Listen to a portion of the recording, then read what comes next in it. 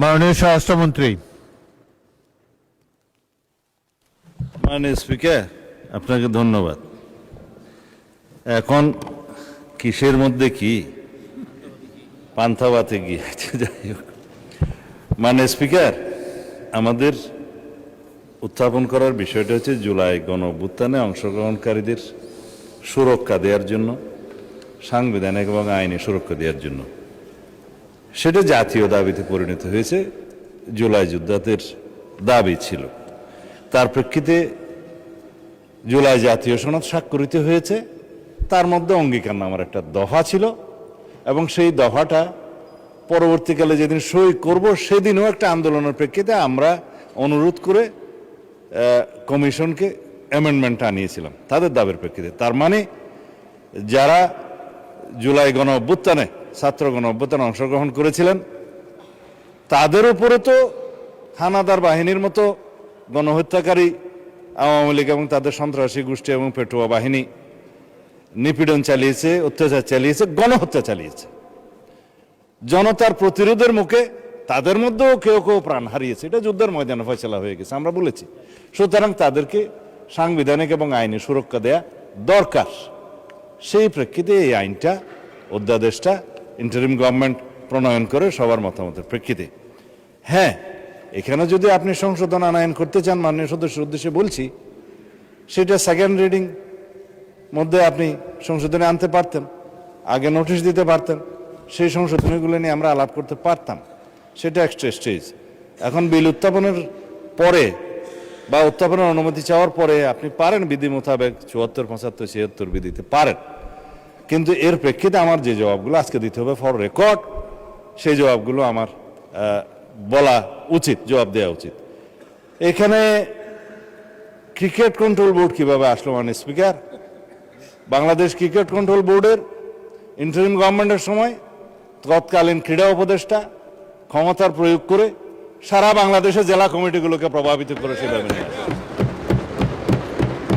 বাংলাদেশে যেগুলো registered club ছিল তাদের কাউন্সিলরদেরকে, হ্যাঁ, তাদেরকে প্রভাবিত করে সরকারি ক্ষমতা প্রয়োগ করে এবং হাইকোর্টে যে রিটটা দাখিল করা হয়েছিল সেটা হার্ড না করে পেন্ডিং রেখে, এখনো still it is pending with the chamber court I think, করে সর্বোচ্চ ক্ষমতা প্রয়োগ করে একতরফাভাবে ক্রিকেট বোর্ডের একটা বোর্ডিং করা। তার প্রেক্ষিতে বর্তমান গণতান্ত্রিক সরকার মাননীয় ক্রীড়ামন্ত্রীর নেতৃত্বে তিনি একটা ইনকোয়ারি বোর্ড করে দিলেন কি কি অনিয়ম হয়েছে না হয়েছে ফাইন্ড আউট করার জন্য। সেই তদন্ত কমিটি রিপোর্ট প্রদান করার পরে তারা ডিক্লেয়ার করলো এখানে যথেষ্ট অনিয়ম হয়েছে, আরো অনেক কথা আমি বলতে পারতাম, বলছি না। তারপরে সেটা ডিজলভ হয়েছে, ডিজলভ হওয়ার পরে একটা ক্রিকেট কন্ট্রোল বোর্ড হয়েছে, আহ্বায়ক কমিটি হয়েছে, অ্যাডক কমিটি। কাকে দিয়ে হয়েছে? এই দেশের কৃতি ক্রিকেটার, বাংলাদেশে সবচেয়ে পরিচিত, সারা বিশ্বে পরিচিত তামিম ইকবালকে দিয়ে। মাননীয় স্পিকার, আমি জানি আপনার সময় নষ্ট করছি, কিন্তু ফর রেকর্ড আপনি জুলাই অভ্যুত্থান সুরক্ষা এটার উপর বলেন। ক্রিকেট কন্ট্রোল বোর্ডের, ক্রিকেট বোর্ডের অ্যাডক কমিটিটা করা হয়েছে। আমরা এখানে কোনো বাপের দোয়া মায়ের দোয়া করি না। এখন এতদিন পর্যন্ত শুনতাম মায়ের দোয়া পরিবহন আছে, আজকে মাননীয় সদস্যের কল্যাণে দেখলাম বাপের দোয়া কমিটিও আছে। যাই হোক, মানবাধিকার কমিশন নিয়ে উনি কথা বলেছেন, এটা বলতে হয়, জাতির কাছে কিন্তু ভুল রিপোর্ট যাচ্ছে মাননীয় স্পিকার। হ্যাঁ, ৩ মাসের ভিতরে ক্রিকেট কন্ট্রোল বোর্ড ইলেকশন দেবে তারা বিধি মোতাবেক। মানবাধিকার কমিশন মাননীয় স্পিকার, গুম কমিশন এবং আইসিটি অ্যাক্ট, তিনটার মধ্যে ওভারল্যাপিং আছে।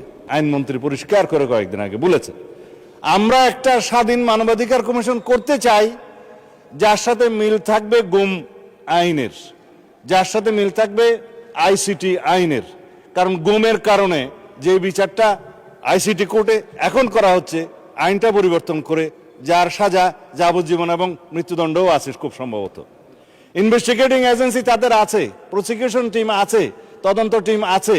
তারা প্রসিকিউশন যখন একটা চার্জশিট দাখিল করে, ওরা বলা হয় ফ্রেমিং অফ দি চার্জের আগে ফর্মাল চার্জ দাখিল করে।